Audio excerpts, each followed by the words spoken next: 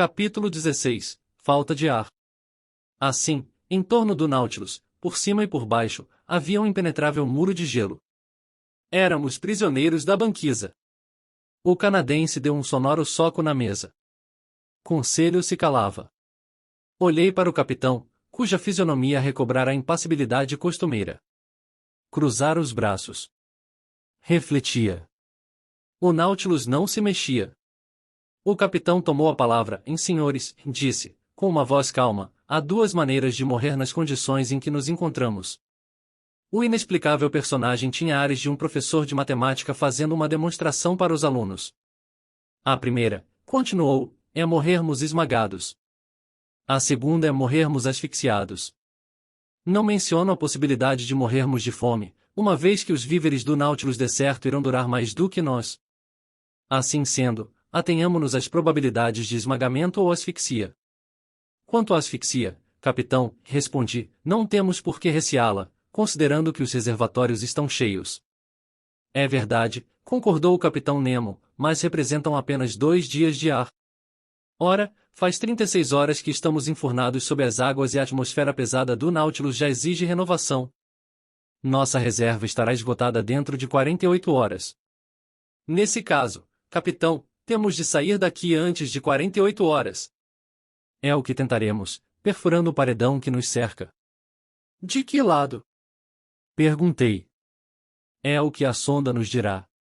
Vou estacionar o Nautilus no banco inferior, e meus homens, vestindo escafandros, atacarão o iceberg pelo paredão menos espesso. Podemos abrir as escotilhas do salão?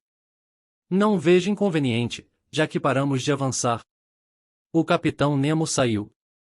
Dali a pouco ouvi um silvo e constatei que os tanques estavam sendo abastecidos. O Nautilus desceu lentamente e pousou no fundo de gelo, a uma profundidade de 350 metros, profundidade na qual estava submersa a banquisa inferior. Meus amigos, eu disse, a situação é grave, conto com sua coragem e energia. Professor, prontificou-se o canadense, não é agora que virei atrapalhar com minhas lamúrias. Estou disposto a tudo para o bem comum. Ótimo, Ned, agradeci, estendendo a mão ao canadense. Acrescento, ele emendou, que, exímio na picareta assim como no arpão, se puder ser útil ao capitão, ele pode dispor de mim. Ele não recusará sua ajuda. Venha, Ned. Conduzi o canadense ao quarto onde os homens do Nautilus vestiam seus escafandros e comuniquei ao capitão a oferta de Ned, que foi aceita. O canadense envergou seus trajes de mar e ficou a postos junto com seus colegas de trabalho. Todos carregavam nas costas o aparelho Rouquayrol, abastecido com um vasto contingente de ar puro dos reservatórios. Empréstimo considerável, mas necessário, tomado da reserva do Nautilus. Quanto às lanternas Ruhmkorff, eram inúteis em meio àquelas águas luminosas e saturadas de raios elétricos. Quando Ned se vestiu, voltei ao salão, cujas escotilhas estavam descerradas. Posicionando-me atrás de Conselho, examinei as camadas ambientes que suportavam o Nautilus. Instantes depois, víamos uma dúzia de homens da tripulação tomar pé sobre um banco de gelo, entre eles Ned Land, identificável pela alta estatura. O capitão Nemo estava junto. Antes de proceder à escavação das muralhas, ele determinou a realização de sondagens a fim de assegurar a direção correta dos trabalhos. Compridas sondas foram inseridas nos paredões laterais, mas, 15 metros adiante, elas continuavam agarradas na espessa muralha. Inútil atacar a superfície do teto, uma vez que se tratava da própria banquisa, a qual media mais de 400 metros de altura. O capitão Nemo decidiu então investir contra a superfície inferior. Ali, 10 metros de parede nos separavam da água, pois era esta a espessura daquele campo de gelo. O objetivo era recortar um pedaço igual em superfície à linha de flutuação do Nautilus. Eram cerca de 6.500 metros cúbicos a romper, com a finalidade de abrir uma brecha para atravessarmos o campo de gelo. O trabalho foi imediatamente iniciado e empreendido com incansável obstinação. Em vez de escavar em torno do Nautilus, o que traria maiores dificuldades, o capitão Nemo providenciou para que se desenhasse o contorno de um grande fosso a 8 metros de sua aleta de bombordo. Em seguida, os homens o perfuraram simultaneamente em vários pontos de sua circunferência. A picareta não demorou a atacar vigorosamente aquela matéria compacta, e blocos volumosos soltaram-se do maciço. Por um curioso efeito de gravidade específica, esses blocos, menos pesados que a água, voavam por assim dizer na abóbada do túnel, a qual engordava em cima com o que emagrecia embaixo. Mas isso pouco importava, contanto que a parede inferior afinasse na mesma proporção. Após 2 horas de um trabalho enérgico, Ned Land retornou esgotado. Seus colegas e ele foram substituídos por novos operários, aos quais nos juntamos, Conselho e eu.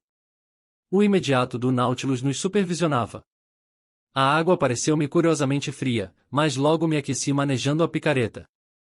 Embora sob uma pressão de 30 atmosferas, eu conseguia me movimentar com desenvoltura.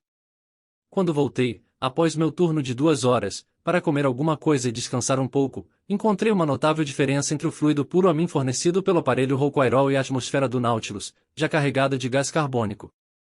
O ar não era renovado havia 48 horas, e suas propriedades vivificantes estavam consideravelmente enfraquecidas.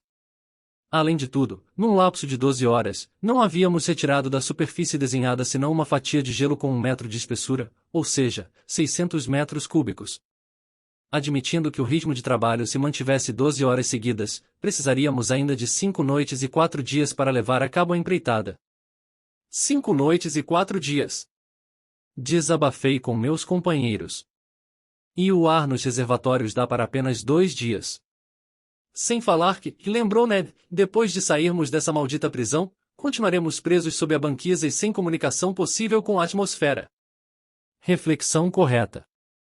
Quem poderia prever o mínimo de tempo necessário à nossa libertação? A asfixia não nos sufocaria antes que o Nautilus conseguisse voltar à superfície? Seria seu destino perecer naquele túmulo de gelo com os passageiros que transportava?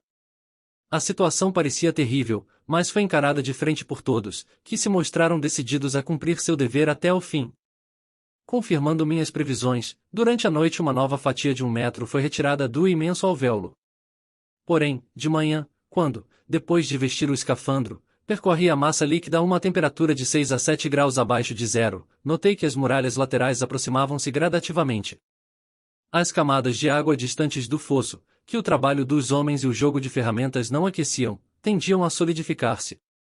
Na presença do novo e iminente perigo, quais eram nossas probabilidades de salvação e como impedir a solidificação daquele meio líquido, que teria triturado como vidro as paredes do Nautilus? Não revelei o novo perigo aos meus 2 companheiros. Para que correr o risco de minar a energia que eles aplicavam no penoso trabalho de salvamento?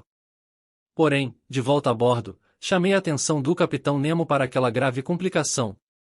Sei disso, ele me falou naquele tom calmo que as mais terríveis conjunturas não eram capazes de alterar. É um perigo a mais, e não vejo como enfrentá-lo. A única chance de salvação é ser mais rápido que a solidificação. Trata-se de chegar na frente. Simples. Chegar na frente. Eu já deveria estar acostumado àquele jeito de falar. Naquele dia, horas a fio, bati a picareta obstinadamente. O trabalho me dava certo alento.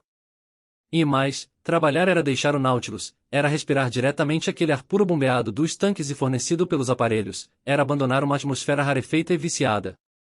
À tardinha, o buraco avançara 1 metro. Quando retornei a bordo, quase fui asfixiado pelo gás carbônico que saturava o ar. Ah, pena não dispormos dos recursos químicos capazes de expulsar aquele gás deletério. Afinal, oxigênio era o que não faltava.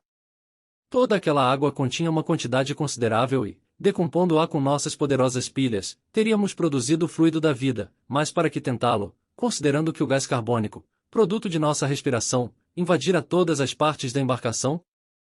Para absorvê-lo, teria sido necessário encher recipientes de potássio cáustico e agitá-los incessantemente. Ora, faltava essa substância a bordo, e nada podia substituí-la. Naquela noite, Nemo foi obrigado a abrir as torneiras dos tanques e injetar algumas colunas de ar puro no interior do Nautilus. Sem tal precaução, não teríamos acordado. No dia seguinte, 26 de março, retomei meu trabalho de garimpeiro desbastando o 5º metro. As paredes laterais e a superfície inferior da banquisa engrossavam visivelmente. Era evidente que se juntariam antes que o Nautilus pudesse desvencilhar-se. Por um instante fui tomado pelo desespero e minha picareta quase me fugiu das mãos. Para que cavar, se no fim eu morreria sufocado, esmagado por aquela água que se petrificava, suplício que nem a ferocidade dos selvagens foi capaz de inventar. Sentia-me entre as vorazes mandíbulas de um monstro em irresistível aproximação. Naquele momento, o capitão Nemo, que supervisionava as obras, sem deixar de trabalhar, passou ao meu lado. Toquei-o com a mão e mostrei-lhe os muros de nossa prisão. O paredão de estibordo projetara-se a menos de 4 metros do casco do Nautilus. O capitão me compreendeu e fez sinal para que o seguisse. Voltamos a bordo. Retirado meu escafandro, acompanhei-o ao salão. Professor Aronnax, ouvi de sua boca, precisamos tentar algum feito heróico ou seremos emparedados nessa água solidificada como cimento. Sim, assenti, mas o que fazer? Se o meu Nautilus fosse forte o suficiente para aguentar a pressão sem ser esmagado, o que aconteceria? Perguntei, sem atinar com a ideia do capitão. Não percebe, ele continuou, que esse congelamento da água nos viria em auxílio? Não vê que, com sua solidificação, ela faria explodir esses campos de gelo que nos aprisionam, como faz, ao se congelar, explodir as pedras mais duras. Não concorda que ela seria um agente de salvação em vez de ser um agente de destruição? Talvez, capitão, talvez. Mas, independentemente da força de resistência ao esmagamento detida pelo Nautilus, ele não poderia suportar essa pressão infernal e se achataria como uma folha de metal. Sei disso, professor. O que significa que não devemos contar com o socorro da natureza, mas apenas conosco. Precisamos opor-nos a essa solidificação. Não só as paredes laterais estão se fechando, como restam 3,5 metros de água tanto à frente como atrás do Nautilus. O congelamento nos invade de todos os lados. Por quanto tempo o ar dos reservatórios ainda nos permitirá respirar a bordo? O capitão me encarou. Depois de amanhã, declarou, os reservatórios estarão vazios. Comecei a suar frio. E, não obstante, deveria me admirar com tal resposta? Em 22 de março, o Nautilus mergulhara sob as águas livres do Polo. Estávamos no dia 26. Fazia 5 dias que vivíamos com as reservas de bordo. O que restava de ar respirável, tínhamos de guardar para os operários. No momento em que escrevo, minha impressão ainda é tão viva que um terror involuntário apodera-se de todo o meu ser e parece faltar ar a meus pulmões. Enquanto isso, o capitão Nemo refletia, silencioso, imóvel. Visivelmente, ocorria-lhe uma ideia, mas ele parecia rechaçá-la. Respondia negativamente a si mesmo. Por fim, estas palavras escaparam de seus lábios, na água fervendo. Murmurou. Água fervendo? E exclamei. Sim, professor. Visto que estamos encerrados num espaço relativamente exíguo, será que jatos de água fervente, constantemente injetada pelas bombas do Nautilus, não elevariam a temperatura do ambiente e retardariam seu congelamento? Temos que tentar, disse eu resolutamente. Tentemos, professor. O termômetro marcava então -7 graus do lado de fora. O capitão Nemo escoltou-me até a cozinha, onde funcionavam vastos aparelhos destilatórios que forneciam água potável por evaporação. Estes foram carregados com água e todo o calor elétrico das pilhas foi lançado através das serpentinas banhadas pelo líquido. Em poucos minutos, a água atingira 100 graus e foi injetada para as bombas, enquanto uma água nova a substituía concomitantemente. O calor desenvolvido pelas pilhas era tão intenso que bastava água fria, recolhida no mar, ter atravessado os aparelhos para chegar em ebulição aos corpos de válvula. O trabalho de injeção teve início. 3 horas depois, o termômetro marcava 6 graus abaixo de zero do lado de fora. Era um grau conquistado. 2 horas depois, marcava apenas 4 graus. Conseguiremos, incentivei o capitão, após ter acompanhado e verificado por diversas vezes os progressos da operação. Penso que sim, ele concordou. Esmagados, não seremos. Temos apenas a asfixia a temer. Durante a noite, a temperatura da água subiu para 1 grau abaixo de zero. As injeções não conseguiram elevá-la mais do que isso, porém, como o congelamento da água do mar só se produz a 2 graus negativos, terminei por sossegar quanto aos perigos da solidificação. No dia seguinte, 27 de março, 6 metros de gelo haviam sido arrancados do alvéolo, restando apenas 4 a serem retirados, ou seja, 48 horas de trabalho. O ar não podia mais ser renovado no interior do Nautilus. O dia só fazia piorar a situação. Senti-me afligido por uma opressão intolerável. Por volta das 3 da tarde, a sensação de angústia cresceu exponencialmente. Bocejos desconjuntavam meus maxilares. Meus pulmões ofegavam, procurando aquele fluido comburente, indispensável à respiração, e que se rarefazia progressivamente. Um torpor moral apoderou-se de mim. Estava estendido sem forças, praticamente sem sentidos. Meu destemido conselho, vítima dos mesmos sintomas, padecendo os mesmos sofrimentos, não me largava. Pegava minha mão, infundia-me ânimo, e cheguei a ouvi-lo murmurar em se me fosse dado não respirar para proporcionar mais ar ao patrão. Ouvindo falar assim, vinham-me lágrimas aos olhos. Se a nossa situação, de todos, era intolerável no interior, com que pressa, com que felicidade nos metíamos em nossos escafandros para trabalhar em nosso turno. As picaretas retiniam sobre a camada congelada. Braços se extenuavam, mãos se esfolavam, mas o que importavam o cansaço e os ferimentos? O ar vital chegava a nossos pulmões. Respirávamos. Respirávamos. Mesmo assim, ninguém prolongava além do tempo requerido seu trabalho sob as águas. Realizada a tarefa, todos passavam aos companheiros o tanque que lhes devia insuflar a vida. O capitão Nemo dava o exemplo e era o primeiro a se submeter a essa severa disciplina. Na hora estipulada, cedia seu aparelho a outro e retornava à atmosfera viciada de bordo, sempre calmo, sem uma vacilação, sem um resmungo. Naquele dia, a rotina foi cumprida com vigor redobrado, restando apenas 2 metros a ser retirados de toda a superfície. 2 metros nos separavam do mar livre. Porém, com os reservatórios quase vazios, o pouco de ar que restava devia ser preservado para os trabalhadores. Nenhum átomo para o Nautilus. Ao retornar a bordo, sofri com a falta de ar. Que noite! Impossível descrevê-la, impossível também descrever tais sofrimentos. No dia seguinte, senti minha respiração opressa, dores de cabeça misturavam-se a vertigens atordoantes que me deixavam como que embriagado. Meus companheiros sentiam os mesmos sintomas.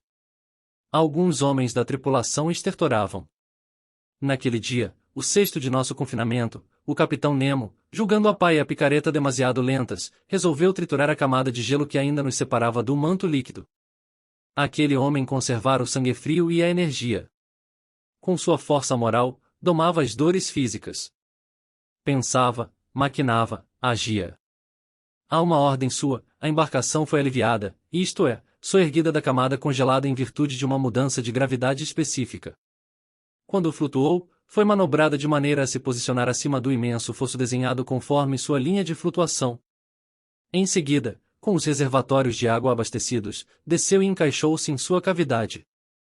Toda a tripulação retornou a bordo e a porta dupla de comunicação foi fechada.